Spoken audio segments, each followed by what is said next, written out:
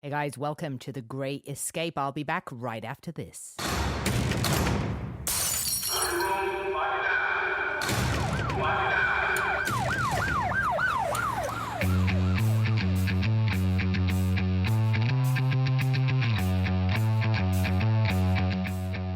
So sometimes you meet someone who is just dripping with talent. They don't just know how to tell a great joke or belt out a great tune.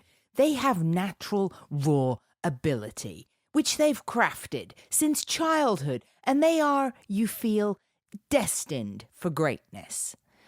That's how I felt the first time I saw Melissa Villasenor doing her stand-up comedy, which combines startling impressions of celebrities, including male celebrities, as well as insights into her own self. We had mutual friends, so I would cross paths and watch the evolution of her craft from afar, including her magnificent spots on America's Got Talent, where she truly and justifiably won the hearts of both the judges and fans all around the world on YouTube. What no one could have possibly imagined was the pain that would follow what would seem to everyone else to be a wondrous and meteoric rise. Finally, after years of being in the outer circle of Melissa's comedy life, I was able to sit down with her at her home in a quiet suburb outside LA.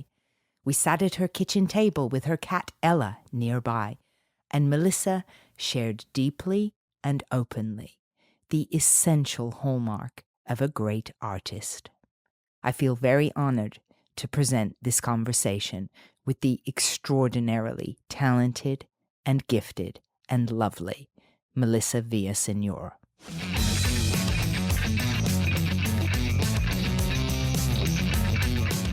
So we don't really know each other very well.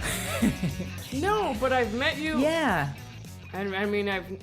Yes. We've known of each other. Yes. Yeah, yes. and I've certainly been an admirer of your work and your thanks. trajectory, which is really exciting and phenomenal. Thanks. My inside information on you is my two dear friends, Chris James and Jason Canning. Apparently, and you can confirm this, they met you on your very first night of stand-up comedy at the Ha Ha Cafe. This was, I believe, I want to say I did the Ice House before that, but maybe I didn't. But I was definitely 17, and I went to the Ha Ha Cafe for open mic, and they were there, and that I know that for sure. It was pretty early on. And how did it feel that first-ish performance? Oh, I was really nervous. I think I was also, I feel like it was probably the only girl too, so I felt really, I was just pretty nervous and secure but excited too, because I was like, I didn't want to go to junior college. I was commuting from my parents' house to junior college in Fullerton College. But my heart was so, I already knew, I did the Laugh Factory Comedy Camp when I was 15. I was doing impressions for a while. Wow. But I always knew that I wanted to be over in Hollywood for comedy clubs and shows. And so that was the time at Ha Ha. I went maybe twice a month. It wasn't every night. It wasn't dedication because I was still, I was 17, Yeah, God. But, so that's where I met them. That's a long drive from Fullerton. Well, I'm in Whittier, but still, it's a long drive either way. Okay. I could get home at 35, 40 minutes to my parents' house when I was commuting. And I know we're out kind of east of LA now and your family's around here, which is really awesome. But this doesn't seem an ideal location for someone who's in comedy clubs all the time. Isn't it still, don't you hit loads of traffic getting to the comedy store and stuff? I was living 3 years in Los Feliz. Okay. Before this. Okay. I was there, that was definitely easier, but I wasn't happy. I don't like that city. It's just not happy to me. And what do you like around here? I just like that it's calmer and quiet. Yeah, it's very quiet. And I need that for myself. Okay. And I need greenery. I don't like, it's just ugly to me. I just need more, I don't know. I can't be near Hollywood. It just doesn't inspire me. It just makes me feel gross. That's really interesting. Yeah, I don't think it's pretty. I never feel terribly safe in Hollywood. You mentioned that you were the only girl when you started out. Now, I can fully relate to this from being the only girl in most of my circles. So, I mean, how has that felt and impacted you in any way over the years as you've developed? Have you made some close female friends? Do you need that, or are you kind of one of the guys? I'm a mix of both. I really like. I have a few great friends that are female comics. My friend Marcella is a close friend of mine. Maria Bamford is one of my friends. Whitney Cummings, like they're all really great and inspire me, and I know there's plenty of others. There's so many I get along. I really like and admire. But the male comics, I have a lot of friends too. Adam Ray and John DeWald and Amir, and there's so many actually. Yeah. I think I get along with everyone actually. I feel like they all look out for me. I don't ever feel. I think it's really fun. Well, I like being picked on too in some way. Really? Yeah, I love when they imitate my voice, or they're just, I love that stuff. It's fun for me. Well, you dish plenty of that out, don't you? Yeah. Imitating people. I saw your Whitney clip. Oh yeah. I'll look at her and I'll make her intense face with her. I'm like, is this scaring you? And she's like, yeah, stop. And she does, but she loves it. And yeah. Yeah, I mean, you're so talented because you've got the vocal ability, but then you do this stuff with your face. I mean, I saw your Whitney impression, and it's like, how do you even make your eyebrows do that? I have a pretty stretchy face. I've just noticed all the impressions I do, I really could change the face. Yeah. Did you always have that ability, or do you think you've literally massaged your muscles through practice to be able to go? Maybe both, actually, because I think it's always been easy for me. It's something that just came naturally. So, but it was just practice too, but it's just something I know how to do. Did you ever take any flack from your parents about wanting to go into comedy, or have they been behind you the whole way? When I was a kid, I mean, in my teen years, they thought it was a phase, but, no, they've been supportive. So they love going to shows. They believe in me so much. I mean, you started from so young. You probably haven't. Have you even had any other jobs, like waitressing? Oh, yeah. I've had tons of. Okay. I've worked at Marie Callender's. It's a restaurant with pies and stuff. Pretty cozy place. I worked at Golf and Stuff. It's a miniature golf course in Norwalk. A little ghetto, but it's fun. And Forever 21, I was there almost a year before AGT. And a few temp jobs at bookstores and stuff. Okay. And I still work at a bookstore occasionally nearby a PCC, just because it's not really a lot of money or anything, but it helps me mentally. Yeah, it sounds a serene place to work, a bookstore. Well, it gets busy, but it's also it's nice to do something that's not this all the time. Because when I was on the road, everything just became... It was just for money and not. I didn't feel any happiness about comedy. How long were you on the road for? About 3 years after AGT. I was doing just colleges. That's America's Got Talent for those of you out there. Yeah, it's not. You don't get work in Hollywood. You get work around the country as a comedian. 3 years. So 3 years solid. I mean, how much time would you be back in LA at your home? It was kind of like school years, with colleges. So it was the fall I was on the road. Then it was December, a little off, and then the spring, summer, and then I would have summer kind of off. But maybe I was headlining comedy clubs too. So there's only a few states I haven't been to now. Wow. But it was intense and overwhelming, and it almost it was beautiful and it was great to make money from something I loved, but then it also hurt me a bunch because all of the bombing, because I was only doing 3 or 4 years of stand-up. Yeah, you were new. I would bomb so much that it never inspired me to work harder. It only inspired me to hate myself more. So I felt that most of the whole time. When you went on the road after America's Got Talent, how much time were you expected to do? I said for the comedy clubs, I'll try a half hour. I'll do what I can to do that. And even though that was a lot of time and it was rough. And the colleges, I told them I'll try to do 45 maybe, because colleges at least you could talk and play. They're kids at least. It's not, older people. Right. Yeah, and then eventually now I could do an hour at colleges. For comedy clubs, I don't headline that much anymore, but I could probably do about 45. And how much time would you say you had? So they're asking you to do between 30 and 45 at these venues. How much time could you do, really? I think 20 minutes. So you were short 10 to 25 I think minutes. so, because I was really trying to do a lot of new. But yeah. And how would the audiences, I mean, if you were bombing, I guess you'd open probably with some impressions so people would be all wowed and excited to see you. Right. And then how would it kind of go? Would you allow yourself to bomb in the middle and end with a couple strong bits, or would it just peter out? I don't remember. I feel like everything I was doing had a voice in it. Yeah. I don't think there was much about me as a person. There's more, now I have more bits.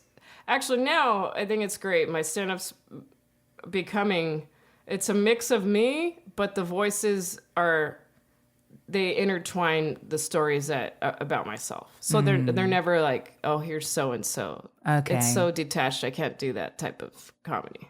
I know just from reading some of your Facebook posts over the years that you've struggled with like the pressure of having to do impressions. Yeah, I've done a lot of those posts because it was at that time of the colleges and everything. I was like, this isn't fun. This feels like I'm like a vending machine just passing out treats and no one wants to know where I came from. No one wants to know how I made. It felt, like a monkey. So I just didn't want, it's really tough because it's an amazing thing to share. But then I also feel like, I hate when someone just says, oh, your impressions are funny, but I feel like they're saying I'm not funny. And I get so confused. But so that's why I've definitely have been working hard on creating myself, because I want to be remembered for me and my voices, of course. So it's a mix of, I definitely am trying to balance both. Yeah. Because I would never get rid of doing voices. And I know of times I've gotten pretty angry and I wanted to, but I've definitely got to a place where I love sharing them, but I love to make sure it's mixed with me. That's all. Have you ever tried, did you ever kind of put your foot down to bookers and managers and say, I'm going on the road, but I will not be doing impressions? I feel like I probably have said stuff like that, but I've ended up doing voices anyway. But I feel like I would talk a lot to do that because I was getting so frustrated and they didn't like that, of course, but I'm not represented by any of them anymore. Oh, really? Because everything's just changed up, but I feel like change is good, and it's fine. Now it's great. You were with Barry Katz for a while, right? Are you still with him, or? I was with him since I was 20. I was 7 years with him. Wow. I mean, it was just recent. Just a few months ago, I had to say, I gotta go. I felt like I needed to just change. And I didn't have anyone waiting, and I didn't have anybody. But something about that feeling, I kind of was sad, but also I felt beautiful at the same time. You know those moments? I love that when two emotions are sitting at the same place. Yeah.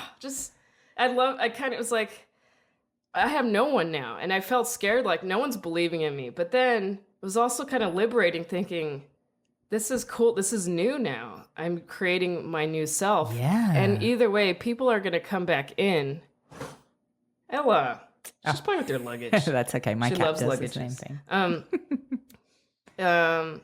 It's cool, though, just getting better on your own. And these people, these managers, they're coming in anyway whenever it starts popping again. Right. So, and I actually just signed last week with a new agencies. Oh, are you allowed to say who? Or is it I could say it, I think, right? At CAA. Fancy. Very fancy. Fancy.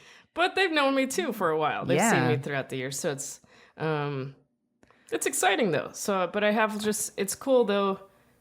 It was a few months without anybody. So but I've already been so excited for projects I'm creating on my own. That it's cool. It's perfect. It's interesting you say about the two emotions at once and how you felt kind of leaving the management, because it's very similar to when people get divorced. There's that fear and a loss, but at the same time, there's this excitement of, wow, my life is my own now.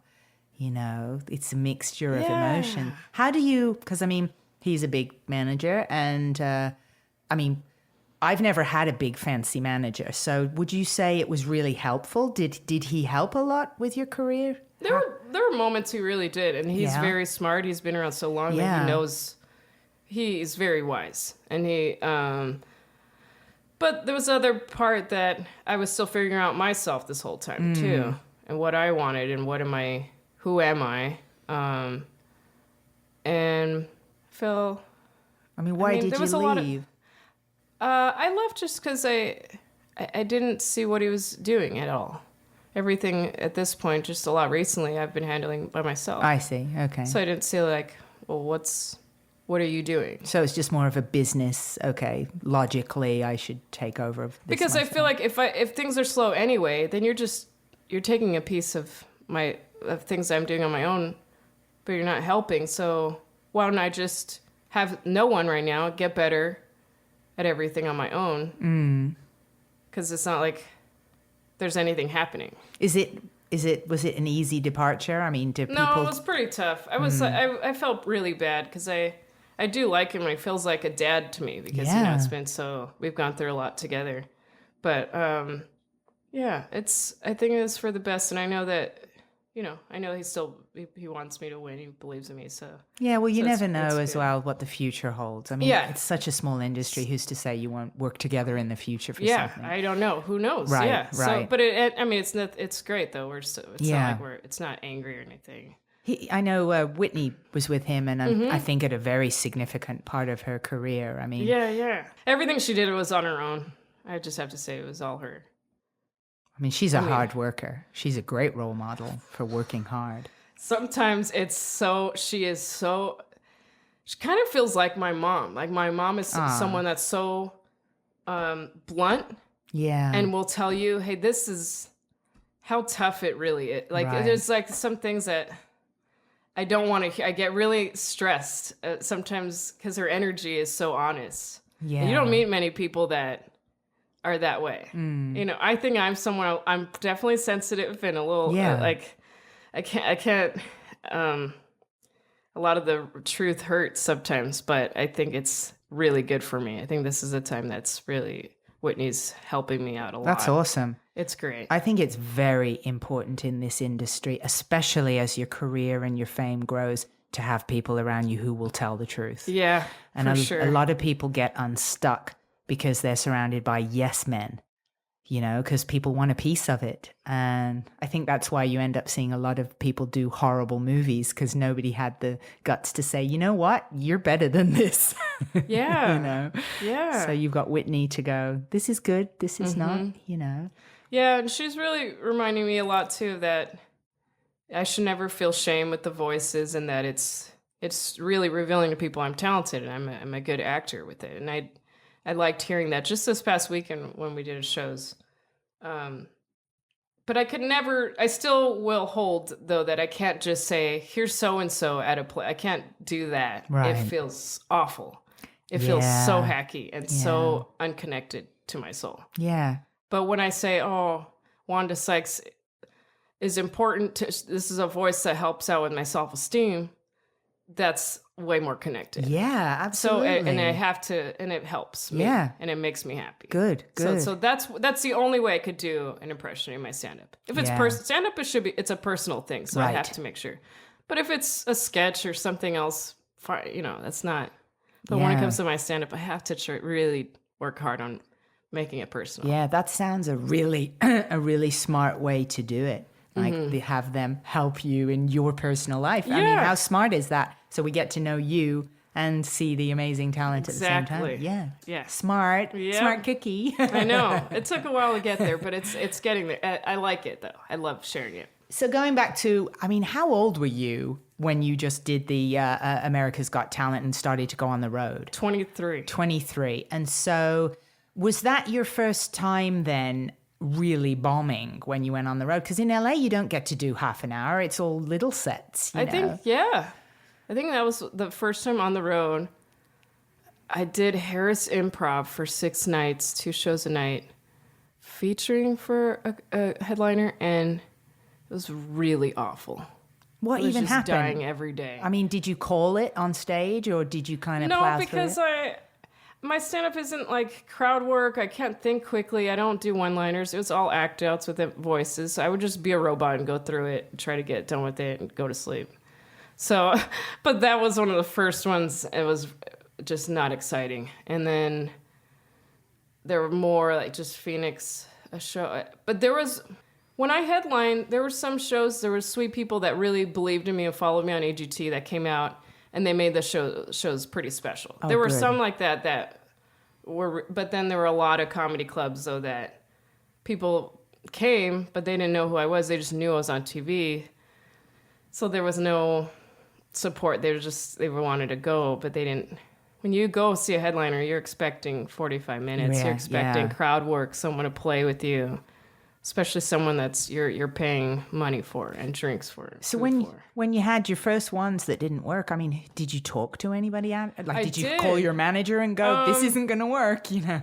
No, I couldn't. I didn't do that. But I did ask around a lot of friends about the road. I remember, there were a few people. Once I remember, I was just pretty nervous. I was at Laugh Factory. I talked to TJ Miller about it. I was like, I don't think I could headline. I'm just really afraid. And he said, no one's ever ready to headline. You're just going to do it. You could do it. And then I reached out to Maria on Facebook, Maria Bamford, and I saw her. We did a show too, and I was like, this is just really awful. But she's just the most beautiful person. She wrote a really long message of just things that people have told her when she was on the road. It just really, it gets me sensitive every time, because there's so many beautiful things she wrote to me that made me feel less alone. Like what kind of things? Do you remember any? Sorry, I'm so sensitive. Don't worry. You're, okay. You're in good company on these sensitive I just think it's really sweet when people help you. Yeah. I mean, were there any little ones you can remember just to share with people? There were. She's just so funny and brilliant. She would say, listen to podcasts, find cool coffee shops in the area, go to a church nearby, go do volunteer work. She said there was one place she went to. She just helped blow up balloons for some volunteer work. And then she said sometimes you go to a hospital, sit in the emergency room, remember that you're actually okay. There's other people that have problems. Right. Stuff like that that just made me really feel like, and she said, just think of all of the other entertainers out there also going on stage being nervous. Yeah. Imagine the crowd is lit with pretty colors, or your cat is a giant cat in the crowd.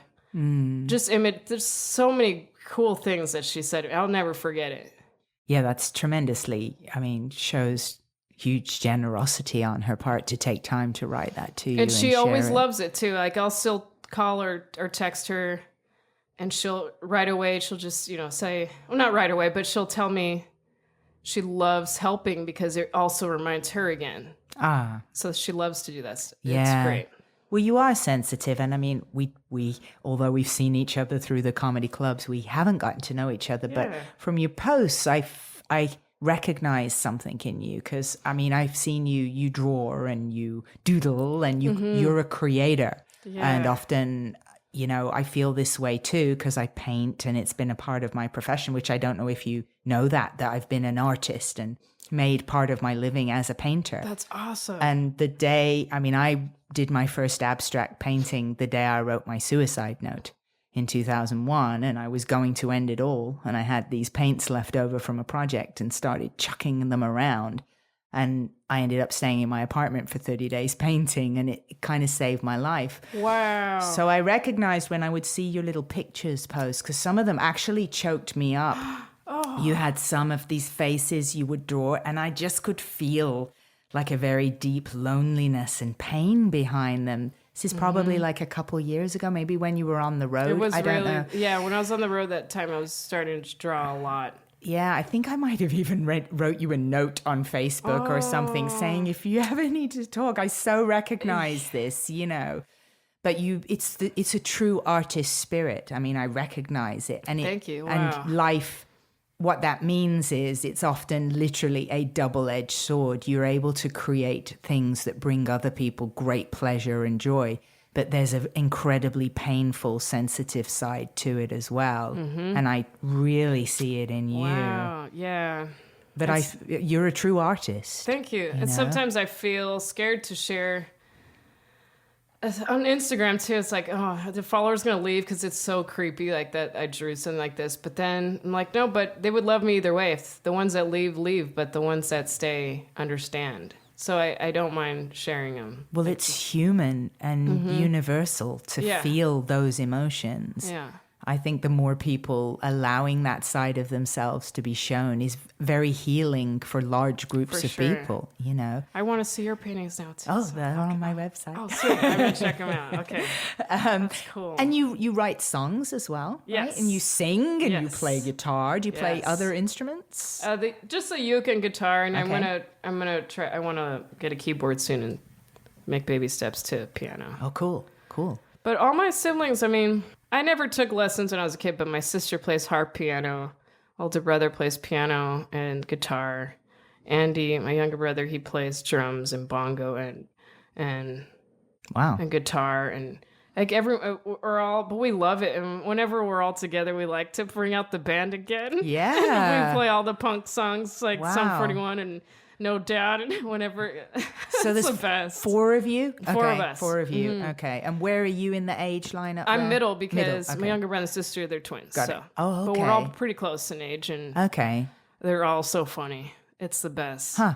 And you're tight. You're a tight family. Yeah. Well, yeah. And being Mexican too. I don't know if that's, but like if I don't call my mom like a few times a week or even see her once a week, they'll think I'm dead or something. Like something's bad. So I don't know. They're just pretty close. But lately I've been working on just giving a lot more space so I could work on my life too. But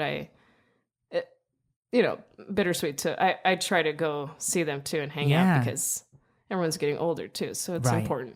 And when you say work on your life, what kind of things do you do? Just my routine. Just have to make sure I let myself have my own life and. I mean, it's really comedy stuff mainly, but if I can't make a family party, I can't make a family party. I need to go do something else. So with all these this multifaceted sort of talent palette that you've got, what's the order of priorities? Do you feel, I mean, are you secretly wishing you were a singer-songwriter as your career, or, I really just want to do everything. I don't think I love comedy and I feel it's therapeutic, but then when that doesn't feel good, I go to singing and writing. And that doesn't feel good, I go to drawing. I feel like there's always just something I bounce off of or lean on. But there's a part of me I love singing and songwriting.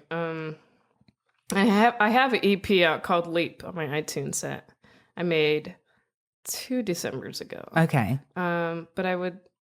Sounds so romantic. 2 Decembers ago. Oh, 2 Decembers Not 2 ago. years ago. 2 Decembers ago.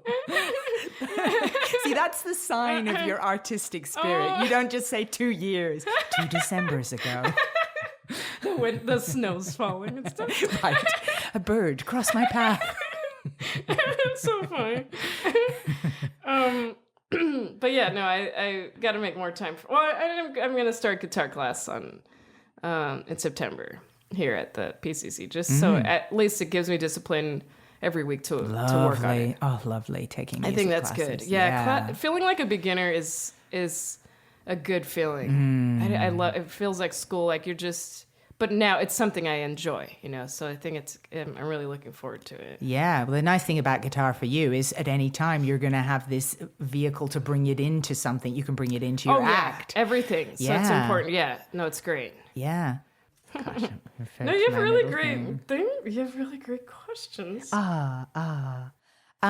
Because you were generating your own material for so long, I mean, the idea of acting or being in a sketch show, Have you had to perform other people's material you've done acting roles at this point, haven't you? I've done little things, yeah. How does it feel not saying your own stuff that you've written?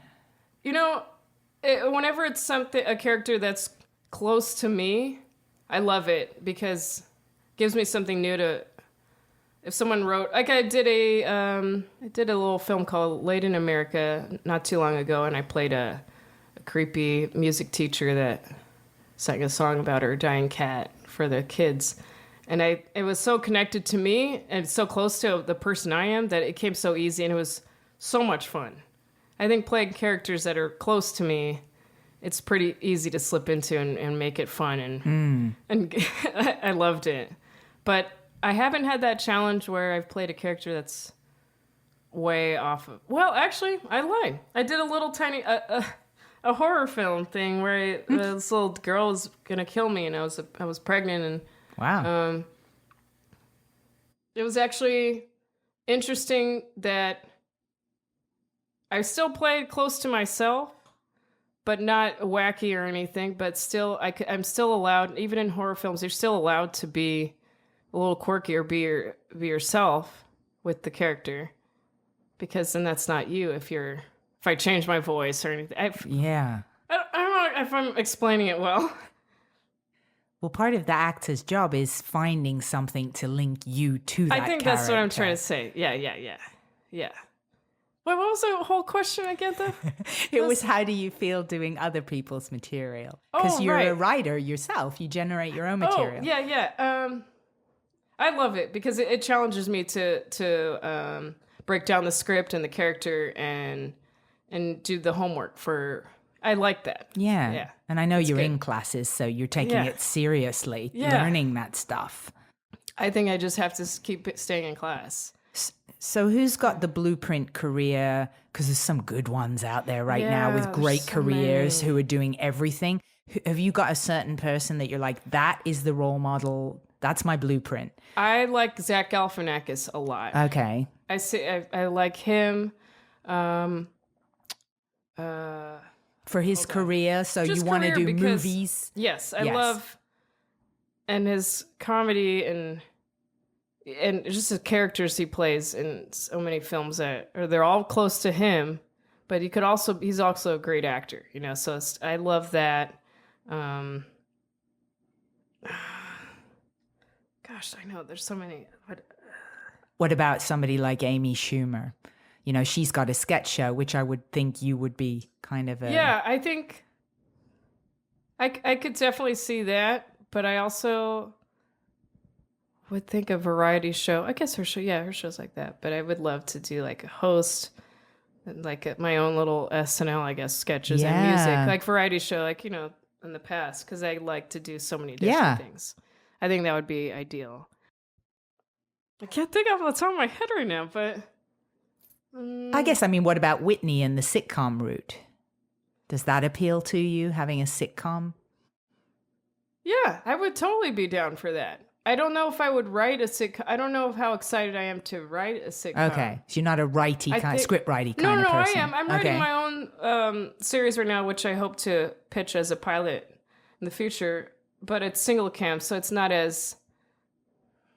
I don't know, sitcom. Not as canned laughter-ish. Yeah, I think I'd rather have... I think I enjoy Louis and stuff where it's a little more... Personal. There's a little darkness, but there's also... It's very funny. Yeah. So I think I like that a lot more. Yeah, I can see you doing something like that. So it's not so forced, I think. Yeah, I can totally see you doing something like that. Now, with somebody... Because, there's not many people, let's face it, like you around. That laugh. Who does that laugh? Mickey Mouse does.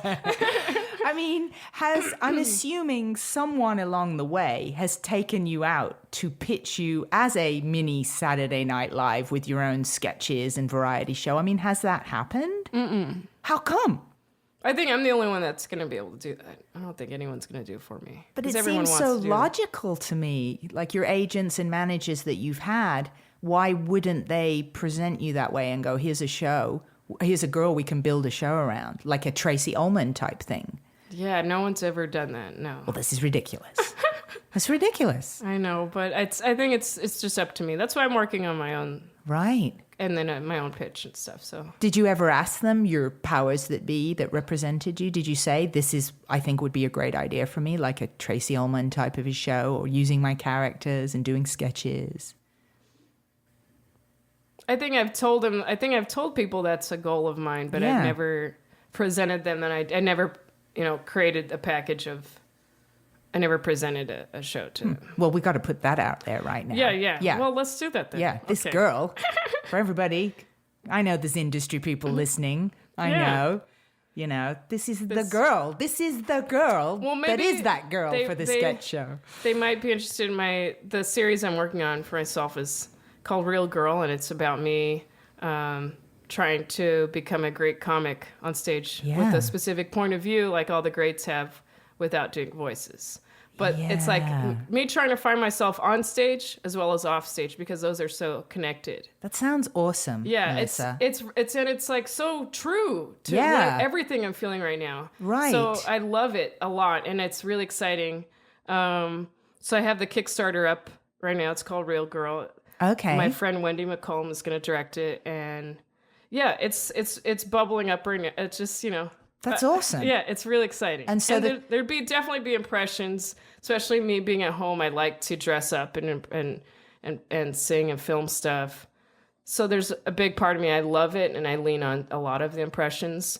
But then there's the other side, so it's cool. And so the Kickstarter's already up. Mm-hmm. So people they Google the Kickstarter of Real Girl, and they'll find it. Yeah, and they give see my you creepy money. drawing too. A creepy drawing? Is it the creepy drawing? It's creepy. It's a dummy with no face, sewing a face.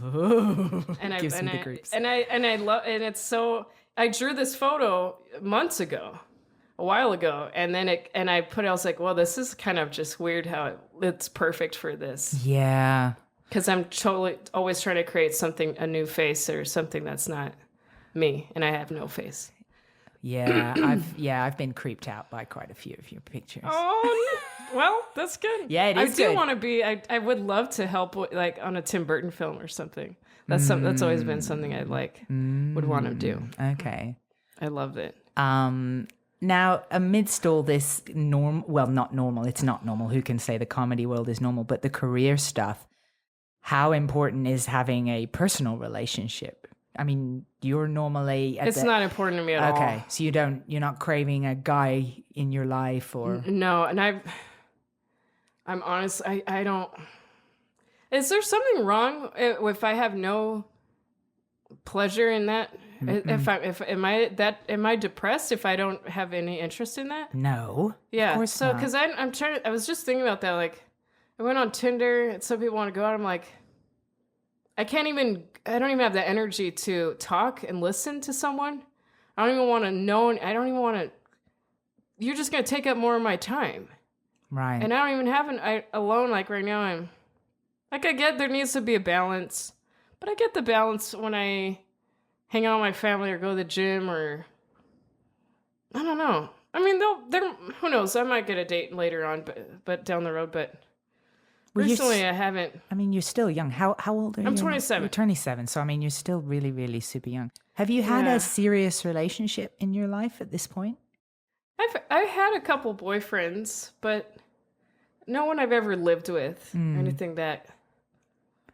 And I mean, you're from a Mexican family. Do you get any pressure of, well, you need to start thinking about making a family and that kind of thing? Just grandparents. I feel like everyone else is, they don't understand the comedy world that much or entertainment, but they understand how much time I put into it. And it's pretty cool. A lot of them they love the path and they said, you just keep, my parents don't even question that. Yeah. Right. Good. It's pretty cool. I think of comedy as it's like a person that you're in a relationship with. And I think it's one of the easiest industries in the world to remain single in because it's like a relationship, isn't it, with comedy? Yeah. You have a place you can go anytime and there's always familiarity. Even with comics you've never met, there's some sort of unspoken code of, well, you're a comic, I'm a comic. We've been through similar things, you know? I mean, does that ring true for you, that comedy's like your partner in life? Yeah, I think so. You can tell me if it doesn't. No. It is. It is for sure. Yeah. It makes it easy to not be in a relationship. I mean, I was single for a really long time in comedy, and I was really happy. Yeah, I think for 3 years now, I haven't had a serious relationship or anything. So, but I think back on just years ago, I'm like, man, it's just so much emotion. Like so many guys just messed up my heart and stuff. Although it was good for creating and inspiring, but it was like, it's such a mess to me to even think about it.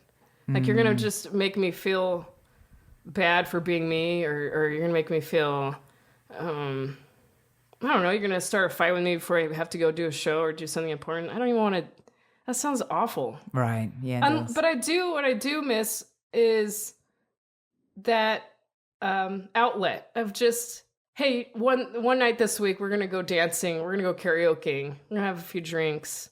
Something like that sounds really fun to me. And I know there's a part of me that I miss that. I just that outlet. Because there was a guy I dated years ago, and that was something I look forward to when everything else just kind of I just want to stop. I don't want to think about that.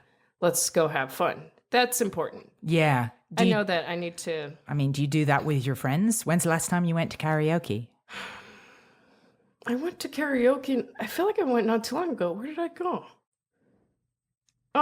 Actually, it was a rap party for that film. Okay. But they had karaoke there, and cool. I sang Whitney Houston, and let's just say everyone felt bad after, so they didn't want to follow. Well, I was going to say, I love karaoke. It's the best. Yeah, I love it. I used to host it, Dimples in Burbank. Yeah. But now I was the host there for years at Dimples in Burbank. I love karaoke. I would love to go with you and Jason, though. Well, you could come with us, but I already have got a complex of going with you because you'll be so amazing.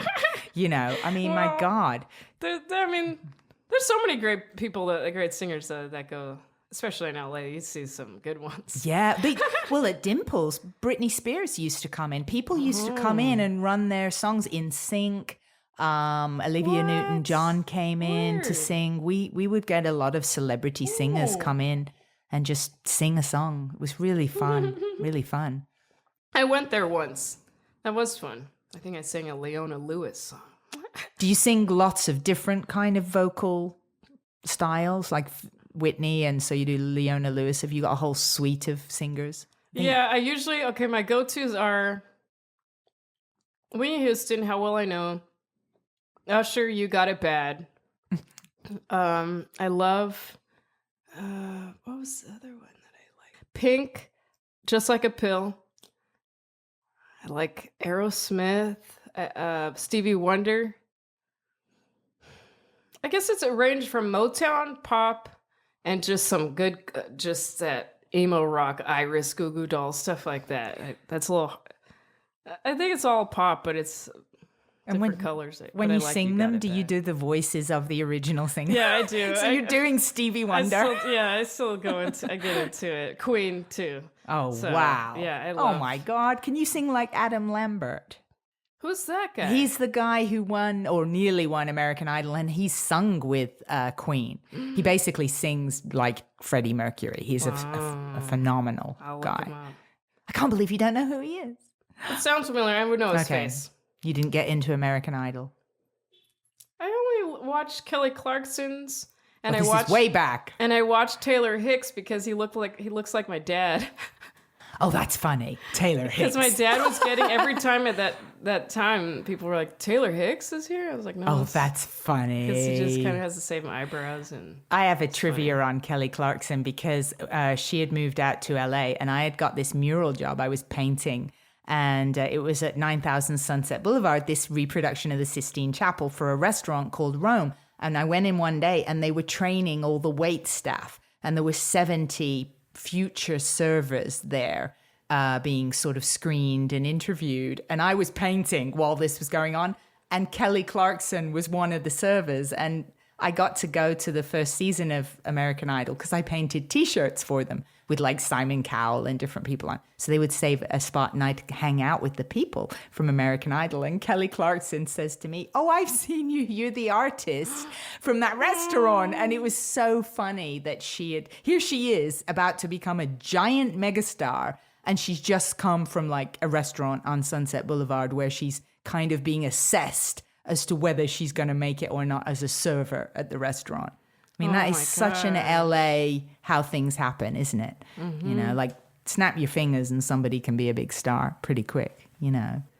So, but back to you. She's one of my favorites too. Yeah. I saw her concert with the Stronger album, that one. Okay. It was pretty great. I think she's had a bit of a rough time. Yeah, I mean, with especially all the people, you know, commenting on her weight issues and everything, and she's great. She's good. But look at her. It's clearly her creating that because, I mean, creating how great she is because all these other American Idol people we've forgotten, but yet all of her albums, she just keeps writing and she does, she's pretty great. I mean, Carrie Underwood, I think she was a big successful one. I still hear quite a bit of her. Yeah. People sing that song, the car one on that karaoke all the time, right? We say, "I'll scratch your car." Or something. Yeah. Something like the Alanis Morissette of country songs. Yeah, that's exactly it. Yeah, that was a big one.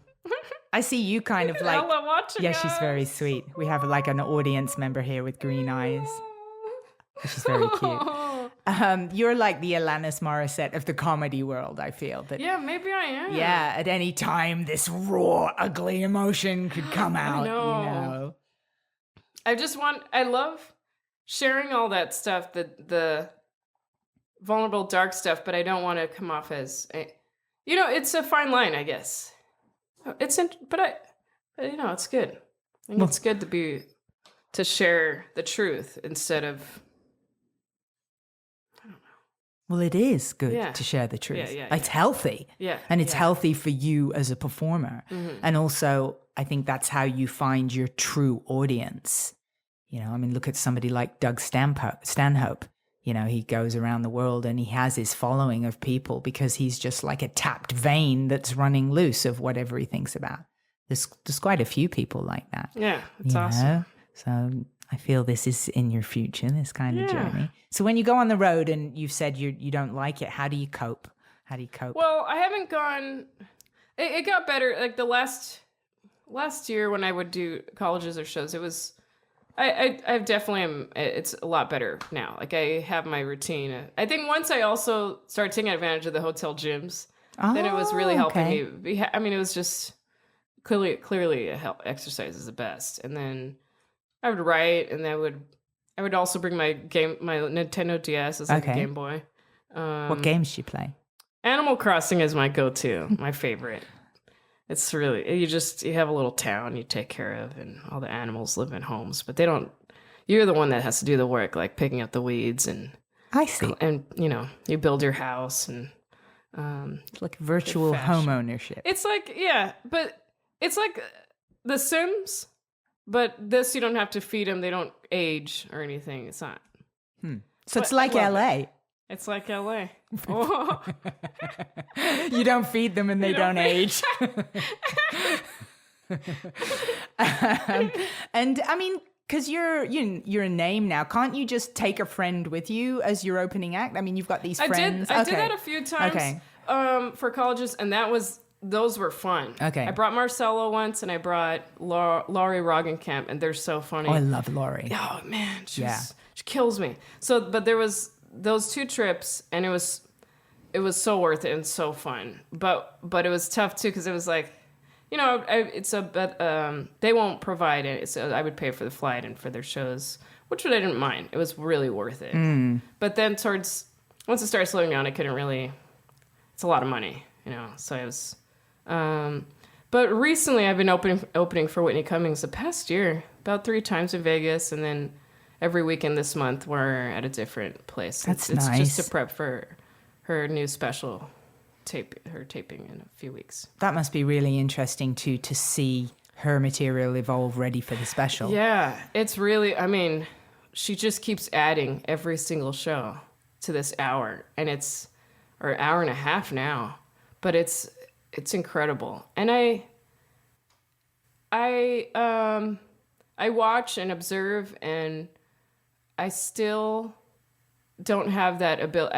That's not the way I write. I don't understand it well. My brain doesn't, I can't really, I don't really know how to write one-line jokes, one-liner. Okay. I don't know how to do that. And I don't really, my brain just can't do it. You know, some comedians, they have the one-liner jokes, Twitter, quick. I don't know how to do that. That's not my strength. No.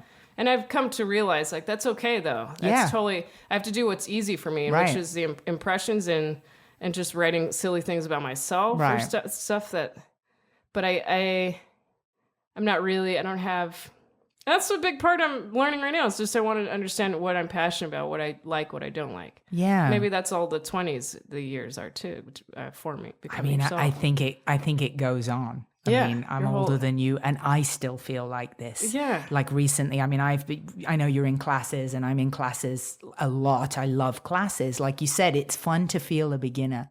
There's something humbling about it, and it feels kind of refreshing. And I not resign myself, but I really learned about myself lately just how much I love comedy. Because I used to, in my younger years, I was on TV in dramatic roles as well, and now I just don't feel a pull towards going and trying to get myself on that. I love comedy, and so that's becoming more focused for me. So I don't think that learning about yourself really goes away. I don't think it should go away, you know? Yeah. And so if you're not a jokey writer kind of person, how do you fare with writing scripts? Like you say, you're writing your Real Girl series. How does that feel for you? It's challenging. It's just so new to me, but I think I'm going to pass it around with the right people, and hopefully they would help with, I would want another writer to really help. Okay. But I love giving, there's a lot of scenes I use just from my life that are really funny and honest. Yeah. So, but I definitely need help with forming the format of script and the storyline, and, but I'm really trying though. Yeah. Well, you But- got to start somewhere with that for sure, stuff. for And I sure. mean, I hear so often, because I always sort of study up on other writers, and you hear so often they'll say like, well, I wrote 10 scripts and then one sold, you know, and usually that's the way. So whatever your first and second and third scripts, you don't have to expect them to be the perfect one. Yeah. You know? Yeah. Would you? But I just love the concept of that. It's really connected. That's nice to know. And how are you teaching yourself about the format, though? I mean, have you read any books on writing or? I have I've read a sitcom book, but I've also, just from acting classes though, to be honest, I'm reading so many pilots all the great. time. So because we have to learn the Yeah. scenes. So I'm understanding the just from reading so many. Yeah. I'm getting used to it. Yeah, you're absorbing it.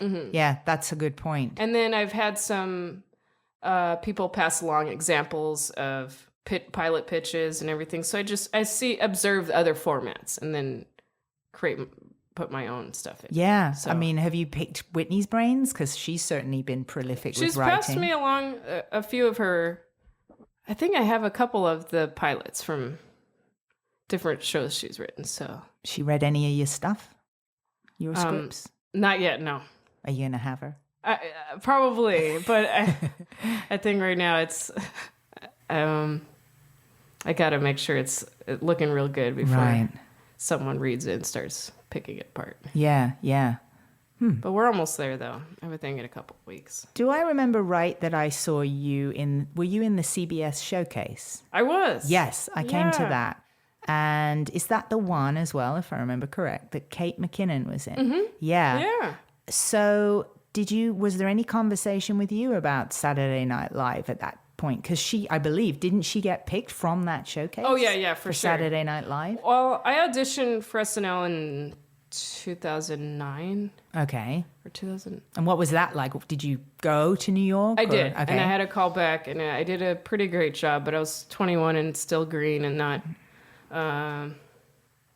Yeah, I had really great impressions, and Lauren he liked me a lot, and he shook my hand and he said it was great. It was like a really special moment for me. But just wasn't. I mean, the second callback, it was really bad. Well, why? Why? Because I learned 9 new impressions, and then I had all this help from other comics that they wrote the jokes for, and I didn't feel any of it was funny. It wasn't coming from me. No, it wasn't authentic for you. So that was like the biggest lesson from that I took was I'm never going to ever just fully take what someone's writing for me, or maybe even obviously, like you said, if someone's writing something for me, a script, or I'm going to take it and make it my own. But I didn't do that. I just really just kind of went through jokes, but no... It was just no connection to it. So what was the process of that whole thing? Because, I mean, that's a really big deal to get to audition for SNL. I mean, how were you scouted in the first place for that? With Barry, we made an impression reel. And I think what was so amazing about it was every single impression, the makeup artist, every character, I looked great. Okay. I looked like them. Is that on YouTube? It is. Videos? It's really old though. Okay. It's but my Barbara Walters in there, Ellen DeGeneres, Ellen Page, Sarah Silverman, Keira Knightley, Britney Spears, and it just looked great. And I was doing shows in La Jolla that weekend, and then my manager calls and he says, "Sit down. You're going to New York next Thursday." And it was like really only 5 days or something. Wow. And then. So once I got back from La Jolla, we worked on it every night, ran through it. He flew with me to New York. I did 3 shows the night before to run it. Okay. The first show was bad. I wanted to try to... I think I didn't want to just run the set. I wanted to talk to the crowd or do something at the time. Barry's like, "What are you doing? You got to run the set." And then the next 2 shows... It was just gold. It was like, this is feeling really good. And then in the morning, we ran through it more. And then I auditioned. I was shaky at first with the Barbara Walters at first, but then once I got that first laugh from them, and I heard they weren't going to laugh, but they laughed throughout my whole thing. And what was the room like? Is it like a theater room or a little casting Studio room? H. It's on their stage. Oh, so it's right on the Saturday Night Live stage. Yeah, wow. yeah. Okay. And there was, 4 of them with their little lamps in the dark in the corner. And then... Anybody else, like crew or anything, or just 4 people in the room? I think it was just 4 that time. The callback, there were more people and scattered around. I couldn't see. It was just pretty dark. So they call you in, and how long are you in there? 5 minutes, maybe even less. But it was pretty cool. I felt really amazing. Yeah, wow. Yeah, and I went home just after. I mean, I didn't expect Lauren to stand up and stuff, so... And then I didn't hear he was going to do stuff like that. So what did he do? So you went on stage, you felt shaky and nervous. There's 4 people with lamps in the room, in this giant studio. And I guess, is it like an audition where you go, "Hi, I'm Melissa"? Like, yeah. You have to introduce yourself? Oh, yeah. It felt like I was home. There was a feeling I got that I was home. Wow. I remember that. And then, callback wasn't good, but... I can still remember. That's why I always try every year, because I feel like there's definitely some feeling I felt, like a ghostly feeling I felt when I was there. So you 5 minutes, you did your impressions and there was a bit of laughter. And then, so when you're done, you just do your last impression. And you walk out. And, so you don't wait for anything? No. Okay. You're supposed to just walk straight out. You just walk out. But you said Lauren stood up. He was standing up and waiting for me. And he shook my hand and said, "You're really great." That was after the first one? Yeah, after the first one. Okay. Because it was a really amazing set that we put together. Wow. So, and I couldn't believe it. I felt like really great. I knew I was going to get a call back. Yeah. It was too good to be true. I mean, with him shaking your hand, do you feel it made you think like, oh, this is a done deal? Or no, I just felt like, there was a big part of me that felt that. I was like, this is pretty crazy. This is pretty surreal, because I felt something that I don't think other people felt that day. Wow. So, and what time frame between that and the callback? It was right after 4th of July. It was like July 8th or 9th. And then the callback was I had one more month. So you have to fly back and back. Mm-hmm. Wow. Do they pay for all of that? Mm-hmm. Barry doesn't have to pay for this. No. And so you go back to the callback, and how did you feel now? Did you feel a bit kind of cocky? No, I was very nervous. Okay. I was pretty nervous because I wasn't confident in what I had. Wow. And had they said we want more impressions? They don't tell you anything. They just say you have 5 minutes. Shoots. Could you have done the same ones over again? No. You better not. Right. But I think, I was thinking if I were to go back now, I would definitely, I still don't like the dress up, like putting on wigs, but I like if I set it up like in my stand-up. So they get the real me, and then they get me jumping straight into molding my face and the impression and stuff. Right. But I think with my original characters that I have, I would like to maybe throw on one little thing that make like once a scarf for one of my characters or a hat, just something like real quick. So when that didn't happen, what happens there? I mean, do you hear, is it that don't call us, we'll call you? Or did you get feedback that said, well, it won't be this year, but here's what we can tell you we liked and what we didn't like? I've heard just people get different things. They'll get some, like, we really liked you, but just not this year. I think for me I don't think we heard anything. Wow. I think yeah. And then I just went back to, part-time jobs and stuff, and it was. Well, that's horrible to not hear something. Or I think they said that. No, I think they called Barry. I think they said they chose 2 other people, which was Jenny Slate and Nassim. And then I just knew I wasn't worthy from that second callback. It was just really awful. And what year was that CBS showcase that Kate McKinnon was in? It was 2012. So this is a lot more recent. And so, was there any chitter chatter over that? Because obviously SNL people must have been at that showcase if Kate McKinnon. Yeah, I did a few impressions. They brought me in later to do a few impressions, which was totally fine. I don't know no, I didn't get anything, any word from, and I didn't actually get anything out of that showcase.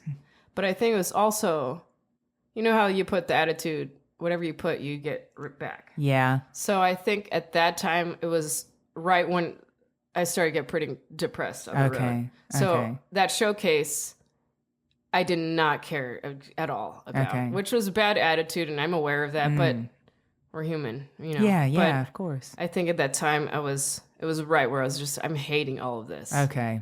So, but it's, it's fine though. I was 24, and it was it was a lot for me to take. Yeah, of course. But I couldn't, I just wasn't excited about anything. Did you get any flack from your representation? No, there was nothing. Yeah, no, there's a part of it, I feel bad because I on the rehearsals and stuff, I just was not, everything was just feeling awful. Oh.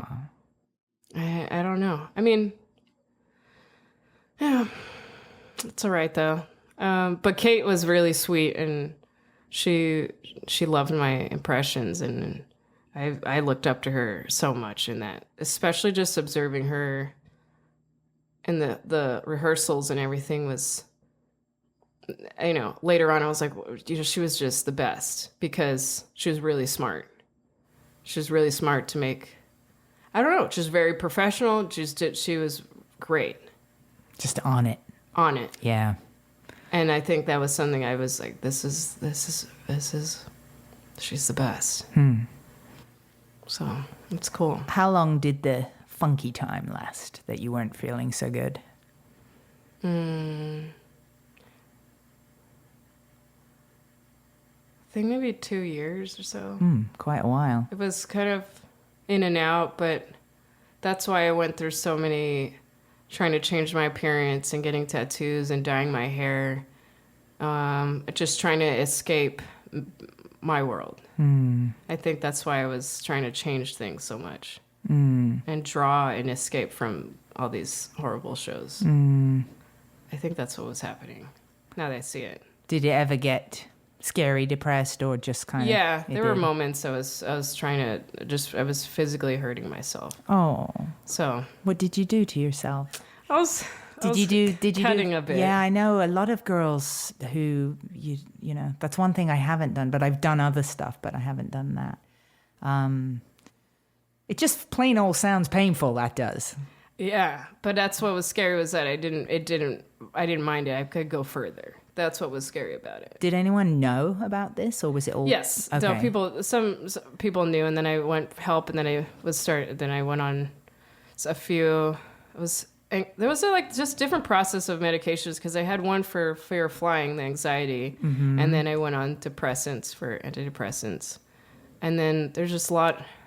I don't know how I got over everything. I think there was like a day on the road where I started accepting myself, and it got better. So I don't know what happened, but something clicked. Yeah, something clicked. Yeah, and I started feeling happy again. I don't remember. Maybe it was because of the medication. I mean, that is what it's supposed to do. Yeah, I think that. Yeah. So. And did you stay on those? I mean, I know. No, I'm not on anything right now. I wanted to wean off. But I don't think it's a bad thing to be on medication. I think it's like, whatever helps. It's like your eyesight, you know, if something's off, you need to. Yeah, exactly. For sure. Yeah.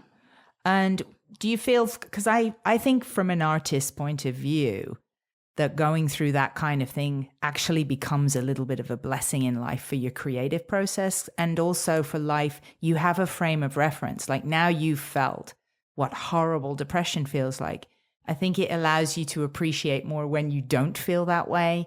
You can be more grateful in your life of, wow, you know, I've got this cat, cool little apartment. Yeah, you know, it's cool. And you can see things in a fresh light and think, thank God I don't feel that way, you know. And even if I have little moments here and there where I feel no one understands me, or I feel alone, it is only inspiring me to create something.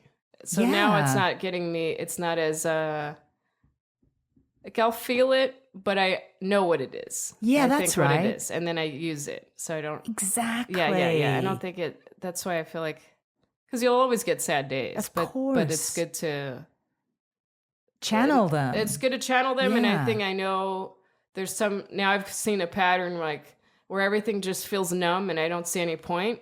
Then that means, why don't I go to a theme park or do something? Why don't I go golfing? Why don't I go to like Huntington Gardens is right nearby, I really love, and just not do anything. Yeah. And some days, like, those are the days like I need to do more often, because that's what helps me too. Yeah. That's sometimes you get so smart. much in your head, it's like, I'm thinking too much about myself. Yeah. Or go hang out with someone listen to them and what their life is about. Yeah. Well, it's the way of our society now, is everybody thinks about themselves. Everybody's planning that next Facebook picture.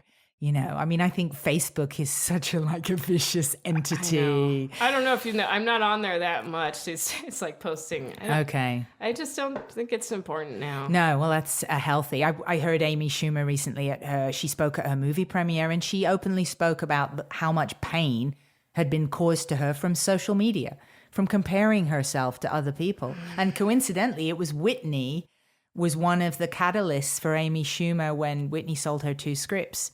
Amy Schumer was like, this is horrible. Like, wow. What am I not doing? Why haven't I sold scripts? And she phoned her manager up and was like, this girl sold 2 scripts. Like, what's going on? And he basically just said, well, write a script. Then maybe you'll sell a script, you know? And so it kind of put her into gear. So those feelings, it's so healthy what you're doing to recognize the feelings, know where they can go, and channel them quickly into a new path of either creativity or taking yourself out where distraction is so great, like going to Huntington Gardens, because your brain gets a shock. And anytime your brain gets a little shock, whoops, of a new area, or travel, or just take a different road home that's safe, but that's good for your brain. It snaps the neural pathways. It snaps them out of a pattern. And a lot of depression is from a pattern of neural pathways. Yeah. So it's awesome that you've automatically adapted to this really healthy, artistic way of dealing with life. Yeah. And I think understanding I'm me, like this is how my path is going too, like just trusting my path and Wait, there was something that was really amazing though that Amy Schumer shared. She's so amazing. Oh, I was gonna say, there just like the past months, I'm in and out of numbness of not seeing a point of stuff. But then, I think watching other comedians too, it like helped me re-inspire. Like, oh, this is what funny. Like, I watched Bill Burr's specials on Netflix and Tig Notaro's documentary, and all of this was just making me more excited, and more inspired. I think inspiration. I think sometimes I get so in my bubble that I won't want to hear anyone, but then I get too bored in my bubble, and then I have to go make sure I go out there again and be re-inspired. Check out someone else's bubble. Yeah, exactly. But Tig has really hit me hard on Sunday when I watched that documentary. Oh, wow. And so many people too. That's I think, and her comedy. I don't know why I feel like I really feel connected to it, but just her cadence and stuff. So I think just being re-inspired by others. Yeah, that's cool. awesome. That's awesome. Well, I know you have to do a thing, I know. so I don't want to, keep you anymore. Was that all of those? Yeah, I guess the only thing is just the what's next of like if you had your perfect future, what are you going to be doing, and who's in your life with you? Well, who's in the bubble? Who's in the bubble? I would love to be in comedy films and play characters that are close to me and TV shows, and even my own show.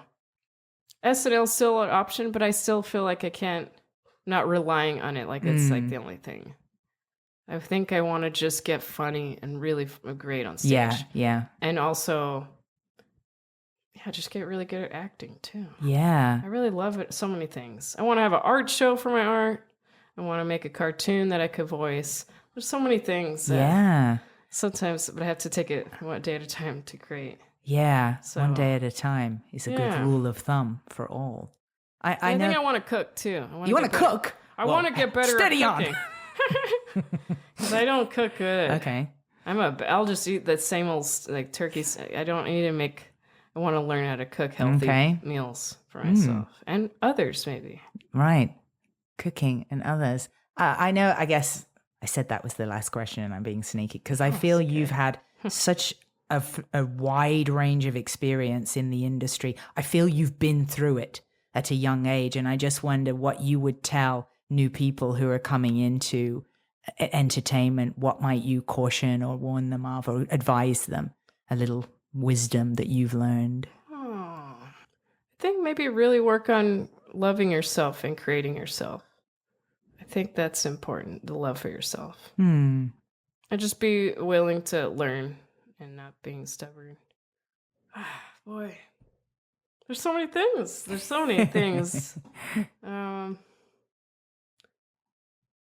Do you like you could only be you. You can't be.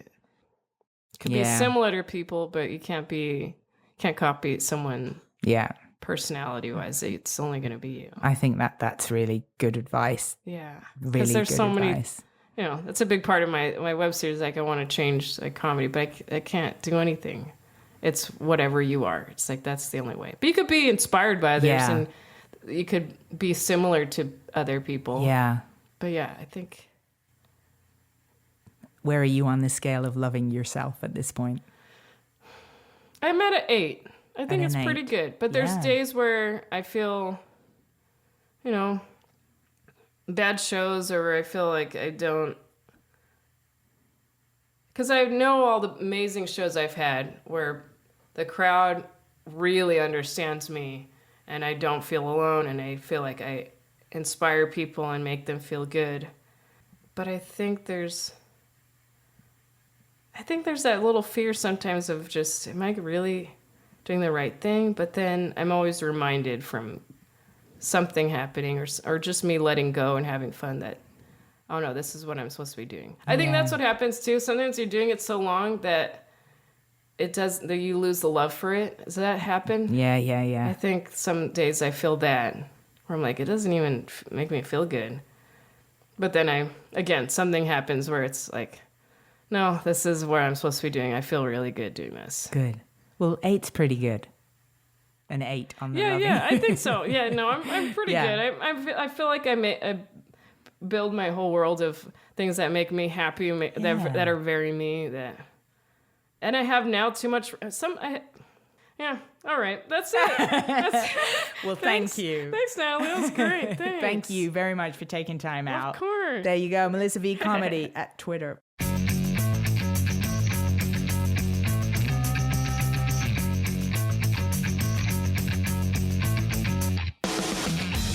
Melissa V Comedy. I feel after that conversation, if you would say the phrase, "You can't judge a book by its cover," that truer words would have never been spoken. A repeating theme emerging on the Grey Escape, what we see on the outside, not always what's happening on the inside. Well, why is that? Because everyone is human and everyone carries a little bit of pain. And sometimes a lot of pain. If you check out Melissa's Kickstarter for her series Real Girl, which I have posted the link for at thegreyescape.com, you can watch a short clip and you'll see for yourself the struggle that is clearly the backbone of the series.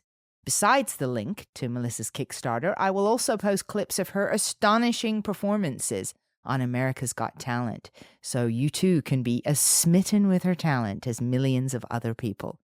And how fortunate now that we can not only know that immense capacity for mimicry, but also the immense capacity for emotion that will no doubt propel Melissa to new heights, new dimensions of her ever-evolving career.